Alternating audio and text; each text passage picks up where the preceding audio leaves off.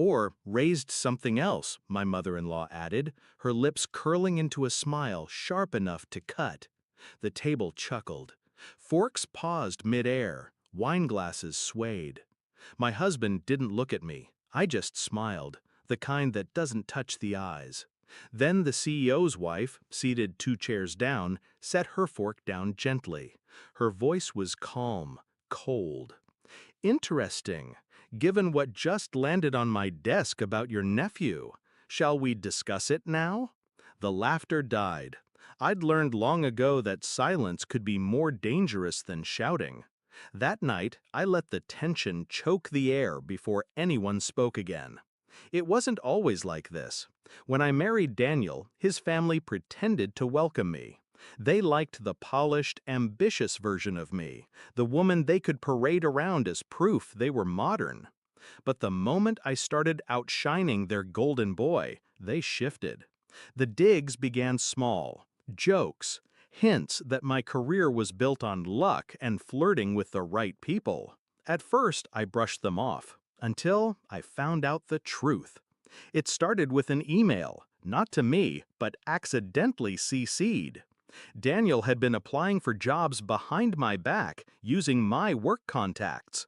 He'd even forwarded confidential client information to his cousin, hoping it would help him secure a role in a rival firm.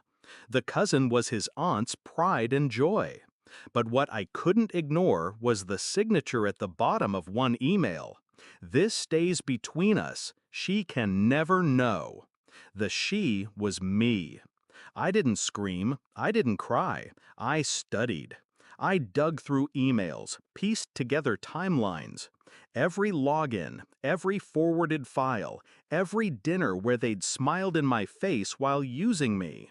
The more I uncovered, the colder I became. The day I decided to act, I poured myself a glass of wine and wrote a list. Not of what they'd done, of what I'd do. Step 1, secure my promotion. Not for the money, but for the leverage. The higher my position, the more their whispers would sound like jealousy. Step 2, copy every shred of evidence and deliver it to the right desk. My CEO's wife, who happened to be the firm's in-house ethics chair. She had no patience for family politics. Step 3, wait. Patience was the hardest part.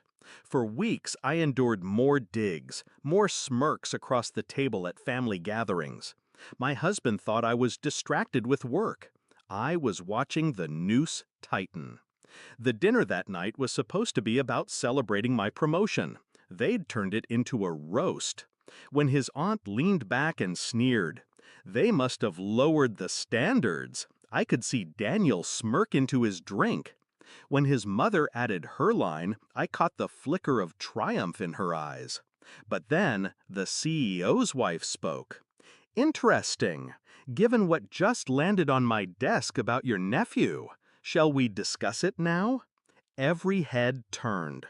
Her tone was polite, but her eyes were knives. The aunt's face drained of color. Daniel shifted in his seat. What do you mean?" she stammered.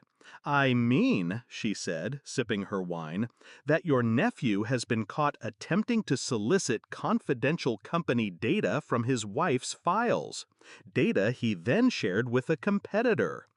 Gasps rippled around the table. I stayed still, calm. "That's not," Daniel started, but she raised a hand. "We have the emails, we have the timestamps, and we know exactly who helped him." Her gaze didn't leave his aunt's face. The room was silent, except for the faint clink of her glass on the table. I finally spoke. "I tried to protect him," I said quietly, my voice steady. "I thought it was a mistake, but then I saw how deep it went." Daniel's jaw clenched. "You set me up." "No," I cut in. "You did that yourself. I just made sure the right people saw it." His aunt sputtered, trying to recover. "You can't ruin a man's career over theft?" The CEO's wife tilted her head. "Watch me." By the end of the week, Daniel's job offer was rescinded. His cousin was blacklisted from 3 major firms. His aunt stopped hosting family dinners. As for my mother-in-law, she called once to say I'd humiliated them. I hung up before she finished the sentence. Daniel moved out soon after.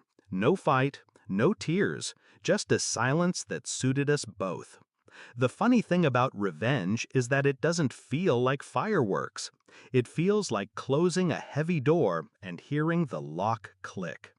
They thought they could chip away at me until I crumbled. Instead, I let them build the case that buried them. That night at the dinner table, when the laughter died and the truth filled the room, I didn't feel anger anymore. I felt free. And freedom, I've learned, is the sweetest form of revenge.